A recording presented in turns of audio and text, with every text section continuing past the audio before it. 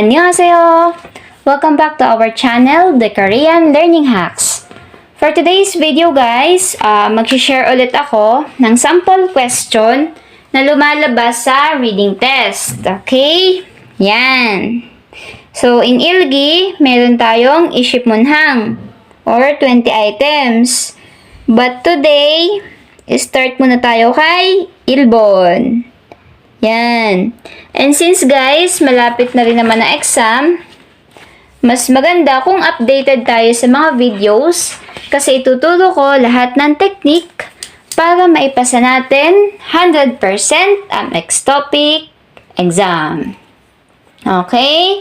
So please guys, subscribe and click your notification bell. Sijak haja! Today, ang ating direction is same lang nung ating previous video. Again, pingane, dorokal kajang, almajun, gosul, kurisipseyo. Okay? So, ibig sabihin lang nun ay fill in the blank. Okay? Start tayo kay ilbon. Tarahebusayo, follow me. Chulgun, shigan, enun, jahachurul, iyong hanon. Sarami, ajo, mansupnida.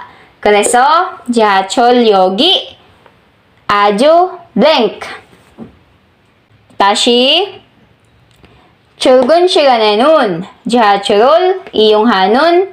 Sarami, ajo, mansupnida. Kreso, jahachol yogi, ajo, blank. 일본 복잡합니다. 2번 깨끗합니다. 3번 느립니다. 4번 편합니다. Okay, translate na natin. 출근 means pasok. Okay? Yan ay pasok sa trabaho. Okay? 시간, time. Enon, on. Jihachol. Ito ay subway. One of the transportation in Korea. Ul, pointing particle, pero, object particle. Okay? Object particle ng ibig sabihin ay nang. Okay? Iyong hanon. Iyong means use. Okay? Pwede, sayong. Yan. Sayong. Ibig sabihin yan, use din. Okay? Same lang. Same meaning. Saram, people. People, subject particle. Aju, too much. Kita ba? Yan. Too much. Mansupnida. From the word man, ibig sabihin ay many. Diba? Kuriso. So that. Kuriso. Jahachol. Itong yok. Ito ay station. Okay? Basta may yok, ibig sabihin, station. Then, syempre, jihachol, yogi. Magiging yogi kasi itataas natin si K dito. Okay? Etong subject particle. Ajo, too much. Blank. Okay? 일본, 복잡합니다. 복잡하다. Ito ay crowded. Pwede, complicated. Yan, maalin man dyan. Pwede crowded, pwede complicated. Kekot, ibig sabihin ng kekot ay clean. Malinis, clean. Sambon, number 3. Nuripnida, ibig sabihin nito ay mabagal. Slow. And then, 편합니다. Yun, ibig sabihin ay comfortable. Comfortable. Pwede convenient. Comfortable or convenient. So, Tagalogin na natin. 출근 시간에는 지하철을 이용하는 사람이 아주 많습니다. In Korea, ganito yan. Sobrang madaming tao ang nagamit ng subway kapag pasok sa trabaho. Okay? Pero, si 출근 시간, pag pinagsama, 출근 시간, ibig sabihin yan ay rush hour. Okay? Rush hour. 다시 ulit. 아주 많습니다. Sobrang dami ng tao iyong ang nagamit ng 지하철 kapag rush hour. Okay? 알겠어요? So that ang 지하철 station ay sobrang too much, 아주, sobra, ay sobrang blank. Okay? 1번, 복잡합니다. Crowded, complicated. Tama, mali. Tama. Okay? Bakit tama? Kasi dito pa lang sa word na to, dito pa lang sa sinabing sarami, 아주 많습니다. Okay? Kung iintindihin natin yung sentence, dito pa lang sa sinabi na sobrang daming tao. 'Di ba? May imagine mo, crowded, complicated, 'di ba? Kasi hindi naman related si clean, 'di ba? Malayo, clean. Hindi rin related si nuripnida, 'di ba? At mas lalong hindi related si comfortable. Kasi ang sabi, sobrang madaming tao. 'Di ba? Ibig sabihin, 복잡합니다. Complicated, masikip, crowded. Okay? Gets nyo ba? Algesoyo? Iintindihan natin mabuti yung flow ng sentence. Dito pa lang sa rush hour, unang word pa lang, guys. Rush hour. 출근 시간. Rush hour. Then, 아주 많습니다. Sobrang dami. Anong sobrang dami? Ng tao. Okay? Kaya, masikip. Crowded. 복잡합니다. Diba, guys? So, kailangan intindihin natin mabuti yung flow ng sentence. Try nating buuin. 출근 시간에는 지하철을 이용하는 사람이 아주 많습니다. 그래서 지하철역이 아주 복잡합니다. Diba, guys? Related sila. Tashi, ulit.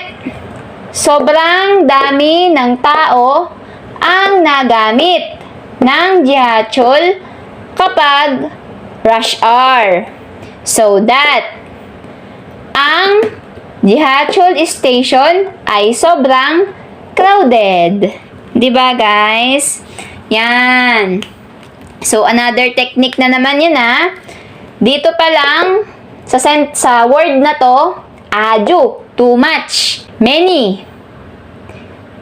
Diba? 아주 많습니다. Sobrang dami. Dun pa lang, guys, sinabi na ko anong sagot. Masikip. Okay? Tingnan din natin yung other word.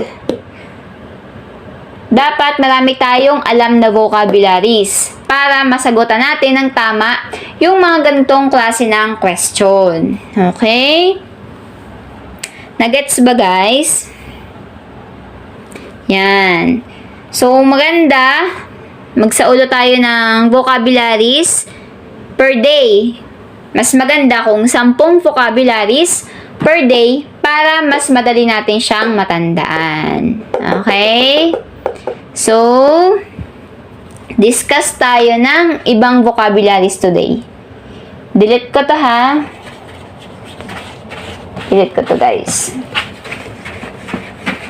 Yung mga ganyang kinds ng question, easy lang naman siya. Basta marami tayong alam na vocabularies. And ituturo ko sa inyo kung paano mas magandang magsaulo ng vocabularies.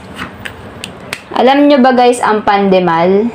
Wait, palit tayo ng pen. Malabo. Yan. Alam nyo ba guys yan? Pandemal. Ibig sabihin ng pandemal ay antonyms. Okay? Mas maganda guys kung magsasaulo tayo ng vocabularies per day na related sila sa isa't isa. For example ay kuda. Kuda, which means to be big. Okay? Pandemal, tsakda. Okay? So, yan pa lang, mabilis na natin masasaulo. Kasi related sila sa isa't isa. 'Di ba? And of course, mas makakatulong pa yan. Kasi yung ibang question natin sa reading test, laging merong pandemal. Find the pandemal. Hanapin ang kasalungat nito. Laging may ganyang tanong sa exam, guys. So, today, ating alamin ano ba ang pandemal ng mga ng mga words na yan. Pukjab hamnida. Sige nga, ano ulit ang pukjab?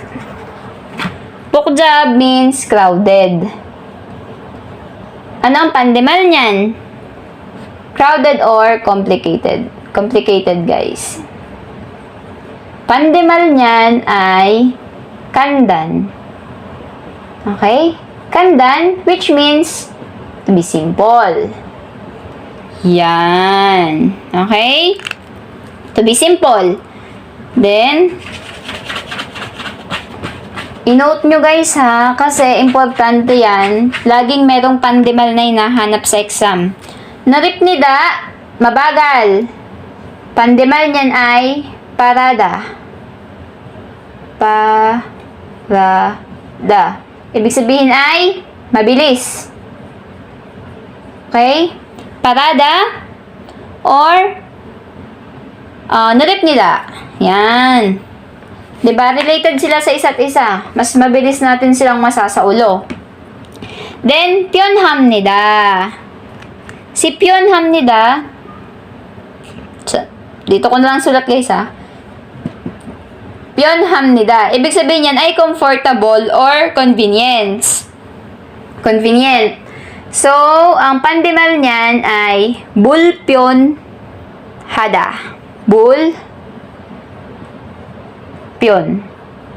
Ay, mali. Mali ang aking sulat. Ganito, guys. Yan. Bulpyon. Tandaan nyo, guys, kapag may bull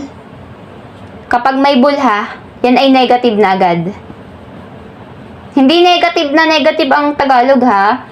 Negative na agad ang ibig sabihin yan. Kumbaga sa English ay an.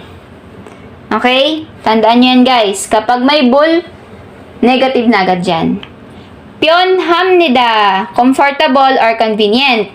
Pag sinabing bulpyonhada, kabaligtaran niya, uncomfortable. 'Di ba?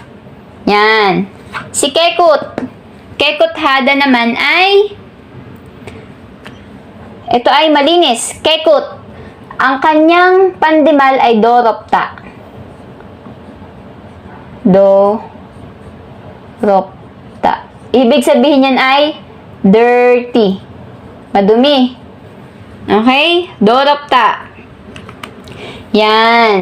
Mas maganda guys kung magsasaulo tayo yung related sa isa't isa para mas madaling matandaan. Okay? Ulit. Pukjab hamnida. Ibig sabihin, magulo, crowded, complicated. Kabaligtaran niya is kandan. Next, daom, kekut hamnida or kekut hada. Kabaligtaran niya, doropta, dirty. Next, daom, naripnida. Ibig sabihin ay slow. Kabaligtaran niya is parada, mabilis. Then, pyonhamnida, comfortable or convenient. Kapag may bul, negative siya guys, negative. Bulpyonhada, uncomfortable. Okay? Note nyo yan guys. Yan ay sure, lalabas yan. Hindi man saktong-sakto, pero lalabas yan guys sa mga sentence. Sa mga tanong. Mas maganda, marami tayong alam. And then, kanina, yan, sorry, lumabo. Sorry. Ulit. Yan. Kanina, si Chulgun, inaral natin. Ibig sabihin yan ay, pasok sa trabaho. Pasok sa work. Chulgun. Ano naman kapag labas sa trabaho? Twegun. Okay? Twegun, labas. Sa work. Then, kyolgun, ito ay absent. Yan. Then, jutwe,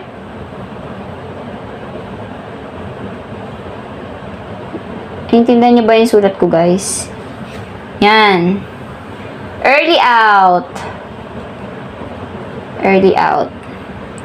Then, jigak. Yan. Yan tayo minsan. Jigak. Late. Then, chuljang,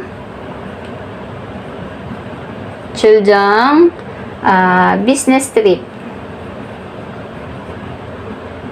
Then, janop. Ito ay overtime. OT. Then, yoga. Vacation. Ang gustong-gusto ng lahat. Vacation. And then, ano pa nga yung isa? Hegu. Hegu, yan. Fired. Yan. Yan, related lahat yan sa work. Okay? And madalas, yan ay lumalabas sa mga tanong sa reading test. Okay? Kasi syempre, about work yan, kailangan alam din natin. Chulgun, pasok sa work. Twigun, labas sa work. Kyulgun, absent. Jutwe, early out. Jigak, late. Chuljang, business trip. Janop, OT. Yuga, vacation. Hego, fired. Yan. Sabi ko kanina guys, mas maganda pag magsasaulo tayo, yung related sa isa't isa. 'Di ba? Para mas mabilis natin silang matandaan. Ayan guys, so hanggang dito na lang muna tayo kasi baka ma-pressure ang ating kaisipan. Ayan. Yan guys. Next natin, dumalabo na naman ang video. Yan. Next natin ay ito. Ibon. Pero, sa next video yan guys. So, abangan nyo ha. Okay, abangan nyo yan. Yan guys. Sana ay marami kayong natutunan sa ating video na to. Thank you for watching guys. 감사합니다. 다음 시간에 또 봐요. See you on next video guys. Thank you.